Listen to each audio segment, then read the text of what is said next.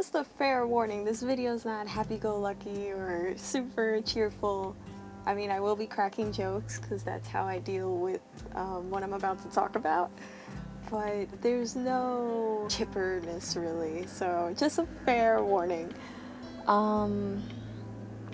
This is something that I don't think I've even gotten in depth with most of my friends or anyone really, except probably my mom and maybe 2 friends.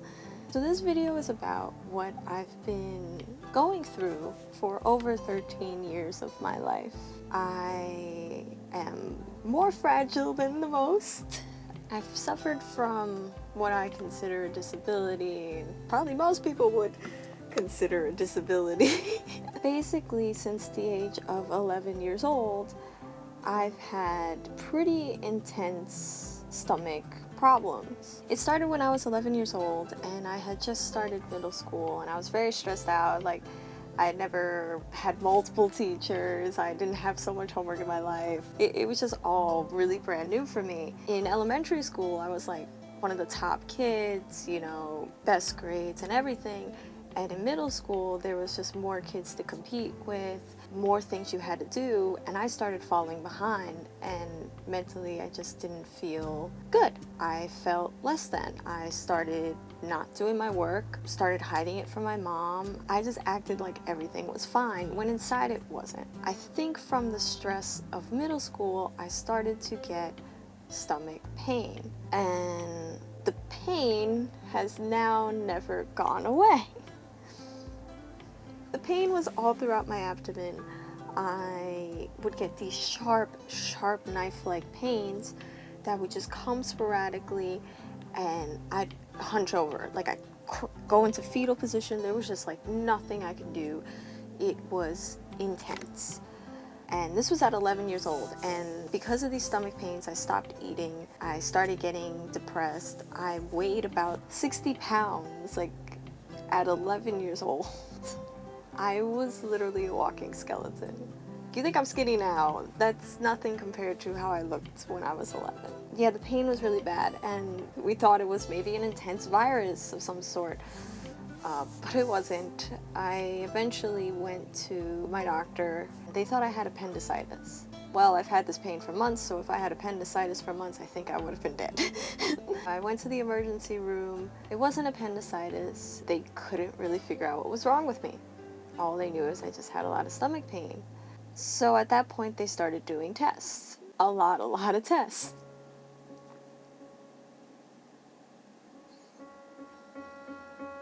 I had a lot of blood tests. I went for this type of x-ray that you had to like drink something and then they could see what's going on inside your stomach. I had tubes and cameras shoved down my throat and up my rear. At the age of 11. And it just felt like the tests were endless. And doctors never figured out what was wrong with me. They said I had Crohn's disease because my intestines were extremely inflamed, especially the area connecting my small intestine to the large intestine.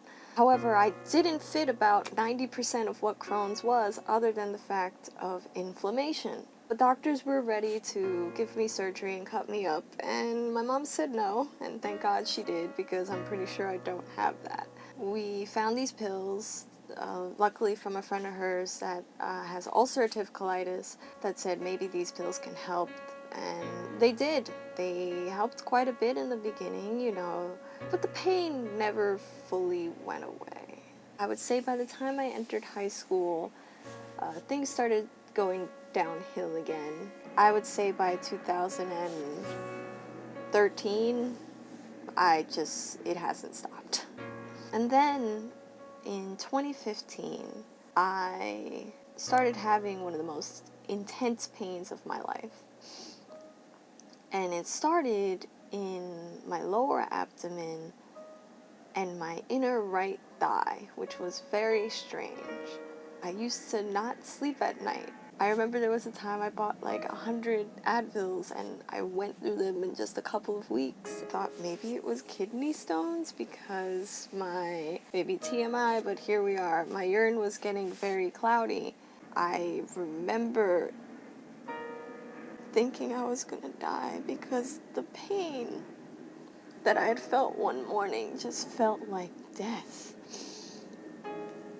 It was this pain that like it felt like my entire inner right thigh was being ripped apart, and there was so much blood in when I went to the restroom, and I was shaking, and I was like, oh my god, what's wrong with me?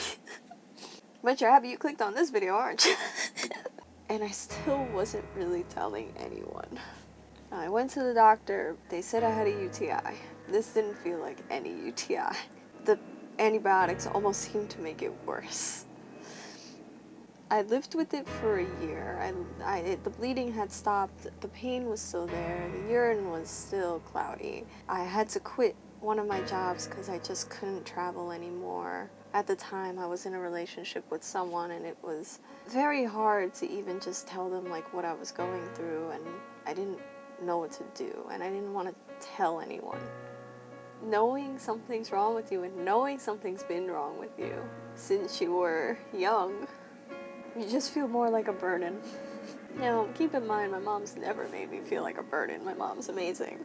You start developing thoughts that you're a burden, because a majority of the people around you are not going through what you're going through, right? I just moved in with my significant other, and then a few months later, I was just like, yeah, even being away from stress is not making this better. Like, I gotta go. I thought maybe it was stress-induced. Like, maybe I'm just really, really bad with stress, which I am. But I thought maybe this was all, like, stress-related. And it wasn't. But I went to the doctor, and I remember the exact day, because it was the day of BTS's Wings tour in New York, and I believe it was March 24th, 2017. I went early in the morning before the concert to the emergency room to at least try to get insurance so I can start doing more checkups and see what's wrong with me. So they took an x-ray, and they found a large mass between my small intestine and my bladder. So there was worries that it could be cancerous. So hearing at 22 that you could possibly have cancer is pretty crazy. I'm doing this weird crying, laughing thing. It's the way I cope with stuff. Just hang in there, I promise. And it was the day of the BTS concert too. And the doctors didn't want to let me go because if it was cancerous, obviously we gotta tackle this thing immediately. I don't blame them. But I told myself, like, if I'm gonna die, at least I'm gonna see BTS one time, and then I'll die. I did go back to the doctor, like, immediately, within a week, and I went to go see a specialized doctor for the bladder. They're thinking, you know, it could be bladder cancer. So I had more tests done to me because, you know, that's what I'm used to. He put a camera up my bladder. This is a very interesting experience, people. He noticed like there was a lot of air, there was a lot of my bladder walls being super thick. And then I showed him something that I had found in my urine, and it kind of looked like a pepper or like a spice of sort. And he was like, huh, maybe this could be what is called a fistula. A fistula is basically an abnormal opening between two organs, or a hole. He still said they had to rule out the cancer because there's a mass. There's no denying it, there was a mass. I went and I had scheduled a biopsy. Biopsy is when they go and they check to see if the tissue, the mass, is cancerous. And I remember the day of my biopsy so well because so much went down that day. I'd gotten there early, I hadn't ate. However, one of his patients, I don't understand why people do this, one of his patients ate before their surgery. So the anesthesiologist was having a problem, like, making them go to sleep and waking them up because they ate. Don't eat before you have to go under anesthesia. Please, you're supposed to have an empty stomach for a reason. But anyway, I was delayed for like almost 10 hours, like 10, 12 hours. I had my, at the time, significant other and mom with me. And my significant other just left. Look, he's apologized for this, but that doesn't mean the pain goes away like that. Said he was gonna go get food, and then said I'd rather do something more productive with my day.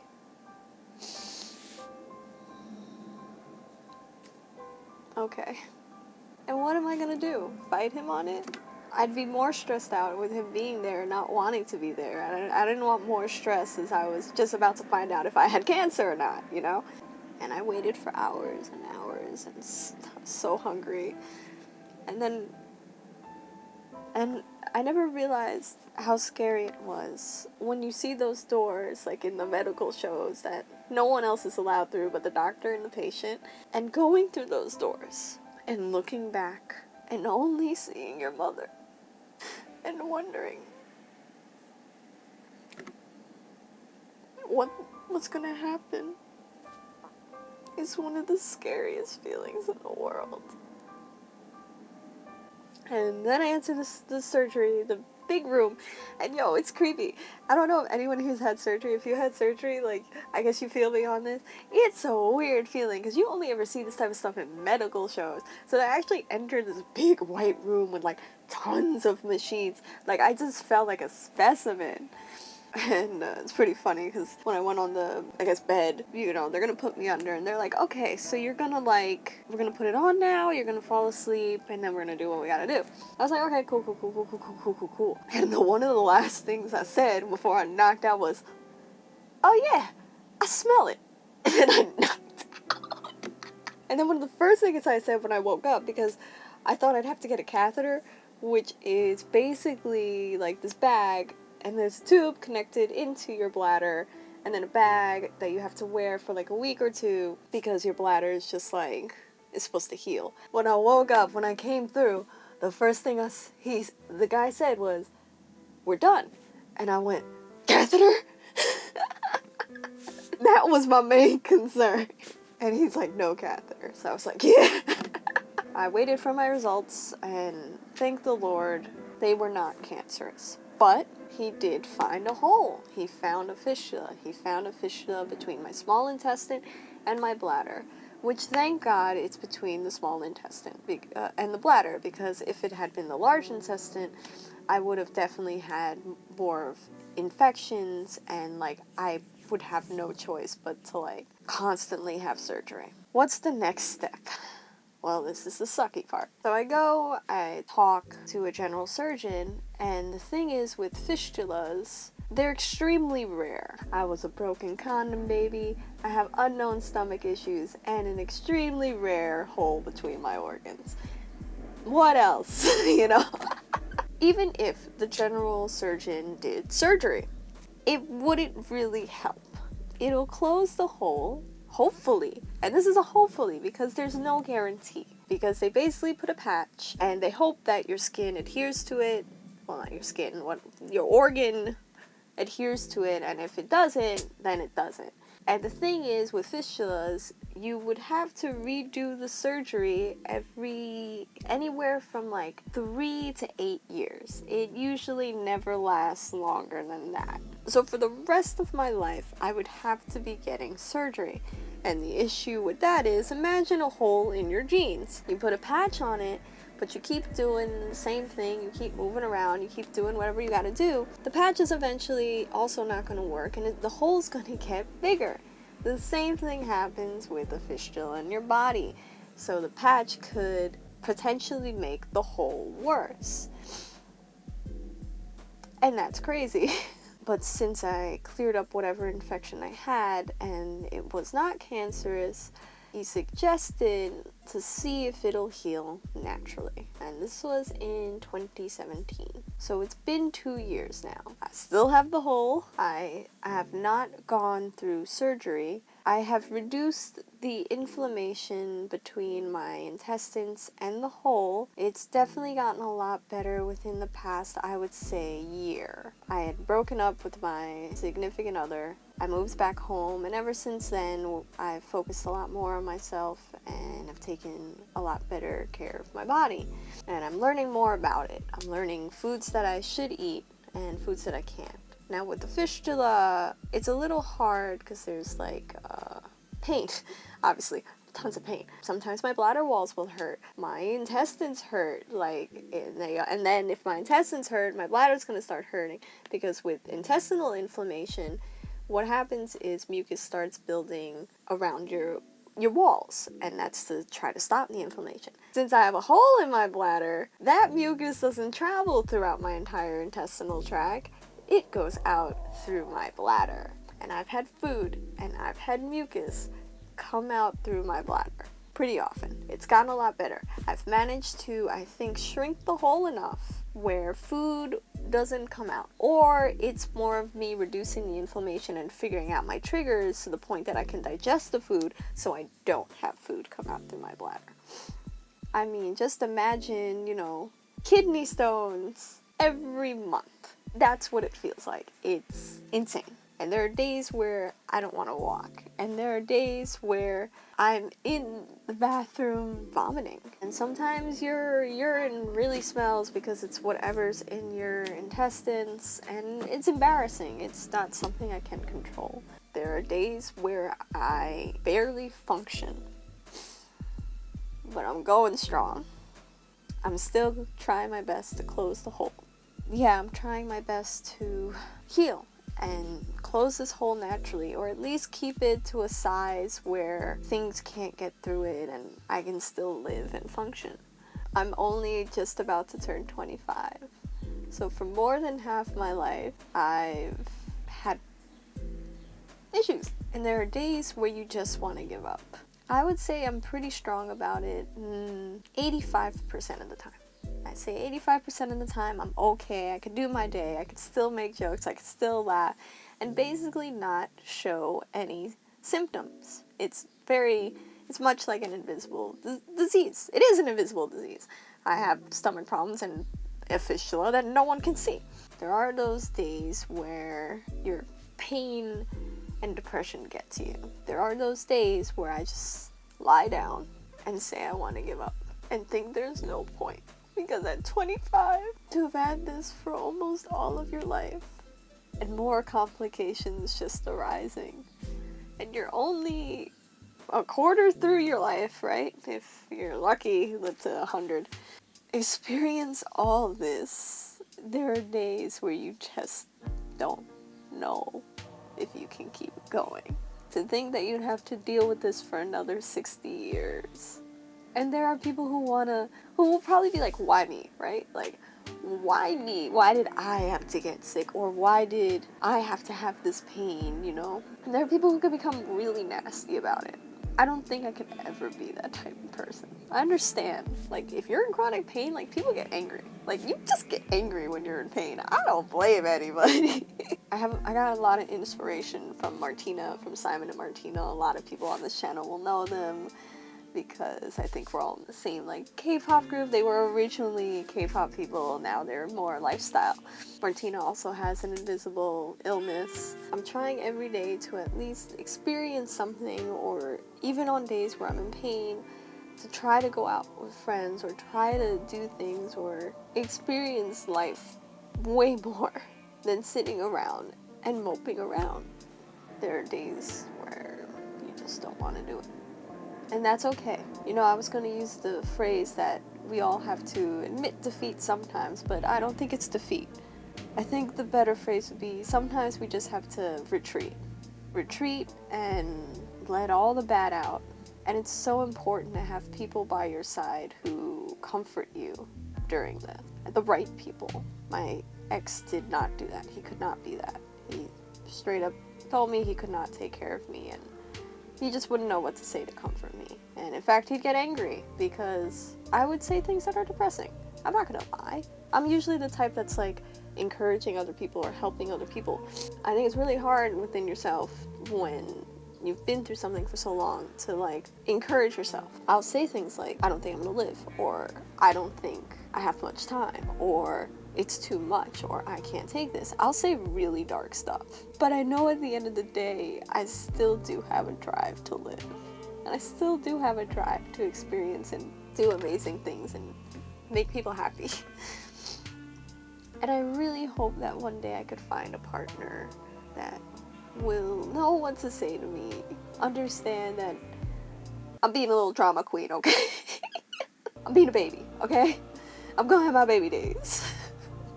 And right now I have some friends who are great and give me laughter that I haven't had in so long. But I don't think they know just how bad it can get. So now, because I know you guys watch my videos, now you know. I'm doing everything I can to get better and to experience life. I hope one day I get healed. I hope there is a day that the hole closes naturally and I won't need surgery. It's not a death sentence, and it's a pain that I might have to live with for the rest of my life. But living with this pain has made me a stronger and I think overall a nicer person. I like to joke around and say that the reason I have all this stuff is because I loved someone so much in a past life that I had begged God, I'll take any punishment, I'll take any pain, just get rid of theirs. And now this is why I have it, because I loved someone so much in the past that I wanted them to be healed and I was willing to take their pain in the future. I don't know, it's a funny way of thinking about it. I do suffer from feeling like I'm not worth anything. Especially when you're being told that most people would not want to be around you during stuff like this. I know that's not true. But it's hard to convince yourself when you've been stuck with the idea for so long, right? But I am gonna try to start loving myself. I am gonna try to do this Road to Loving Yourself series so I can really focus on bettering myself. An invisible disease doesn't mean your life ends. And a life of chronic pain is difficult, but it's still a life worth living. Because as much as I love helping others, as a friend told me, I have to help myself too. But I wanted to thank you for listening, for learning and understanding. I want to thank people who have encouraged me and have been through it. And now you know more and know how I feel. This is awkward. I don't know how to end it. Hearts. Boo, boo, boo, boo. Let's continue to make smiles together, okay? I love you guys.